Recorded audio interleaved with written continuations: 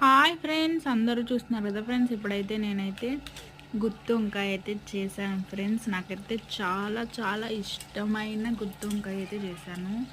మీరైతే అర్థం చేసుకోండి, ఎందుకంటే నేను ఒక్కదాన్ని వంట చేస్తూ ప్లస్ వీడియో కూడా నేను ఒక్కదాన్నే తీయాల్సి వస్తుంది. అందుకని కొంచెం క్లారిటీ లేకపోయినా కొంచెం అటు ఇటు అయినా కూడా కొంచెం అడ్జస్ట్ చేసుకోండి ఫ్రెండ్స్. ఇప్పుడైతే వంకాయనైతే ఆయిల్లో వేసి అసలు 50-70% అయితే బాయిల్ చేసుకున్నాను. చేసి పెట్టేసుకున్న తర్వాత మసాలా అయితే వేసుకున్నాను. మసాలా ఎలా చేయాలో ఫుల్ వీడియోలో నేను చెప్తాను ఫ్రెండ్స్.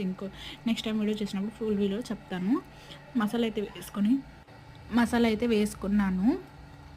ఆ మసాలా అయితే వంకాయలకైతే పట్టించేసి నూనెలో వాడ్చుకునేసి మసాలా వేసి ఫ్రై చేసుకునేసి నూనెలో బాగా వాడిపోయిన తర్వాత టమాటో అవన్నీ వేసేసుకున్న తర్వాత లాస్ట్కి అయితే మనకైతే ఈ విధంగా వస్తుంది ఫ్రెండ్స్. చూస్తున్నారు కదా. మీకు కూడా నా గుత్తి వంకాయ నచ్చినట్లయితే please like and support friends. Please